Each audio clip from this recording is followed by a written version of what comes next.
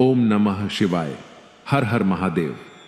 मित्रों, स्वागत है आपका हमारे चैनल पर, जहां आज आप सुन रहे हैं संपूर्ण शिव महापुराण।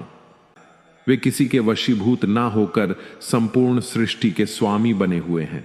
वे ही मनुष्यों के कर्मों के साक्षी हैं तथा सर्वव्यापक होते हुए भी सबसे भिन्न रहते हैं। हे नारद, योगी लोग उनका भजन करते हैं परंतु उनके आदि और अंत को नहीं जान पाते।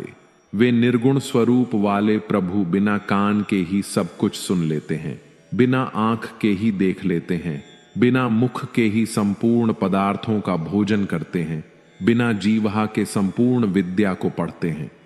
जिन स्वामी की ऐसी विचित्र महिमा है, उनकी स्तुति भला किस प्रकार की जा सकती है। इन निर्गुण स्वरूप भगवान सदाशिव ने अपने मन में जब यह इच्छा की कि हम एक से अनेक हो जाएं, उस समय वे सगुण स्वरूप हो गए। उनके सगुण और निर्गुण रूप में कोई अंतर नहीं है।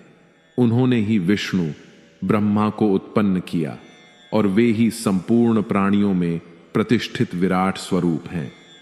ब्रह्मा जी बोले, हे नारद, अब तुम उन त्रिशूल पाणी भगवान शिव के उस सगुण स्वरूप का वर्णन सुनो, जिसका स्मरण करने से ही संपूर्ण पाप नष्ट हो जाते हैं। अपने सगुण स्वरूप में वे मस्तक पर जटा झूठ और गंगा जी को धारण करते हैं। उनके भाल पर चंद्रमा की कला और धनुष आकार त्रिपुंड विराजमान है।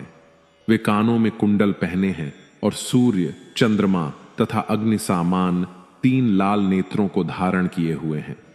उनका प्रभातकालीन सूर्य के समान पहला मुख पूर्व दिशा और दूसरा मुख दक्षिण दिशा की ओर रहता है।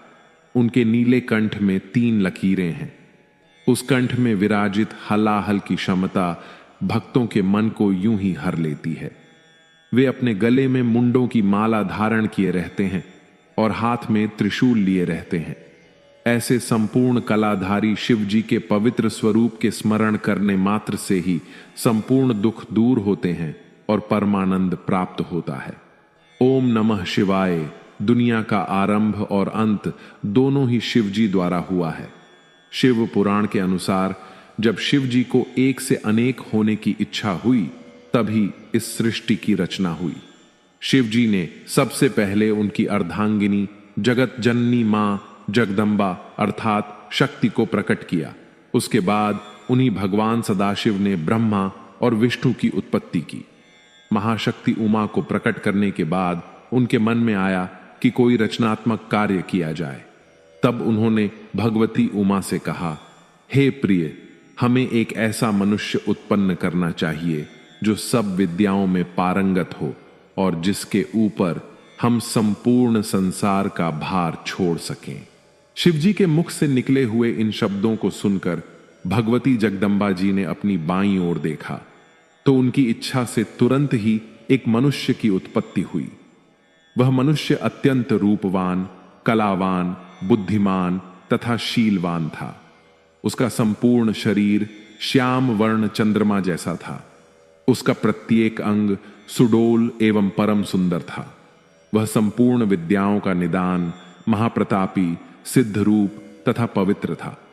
वह उत्पन्न होते ही भगवान सदाशिव एवं भगवती उमा के सम्मुख हाथ जोड़कर खड़ा हो गया। उस सुंदर मनुष्य को देख उमा सहित शिव जी प्रसन्न हुए। वह भी इन दोनों को देखकर बहुत हर्षित हुआ। फिर उसने हाथ जोड़कर इन दोनों की स्तुति और प्रशंसा करते हुए प्रार्थना की, हे पिता एवं हे मातेश्वरी, आप मेरा नाम रखकर मेरे योग्य जो कार्य हो उसे बताइए।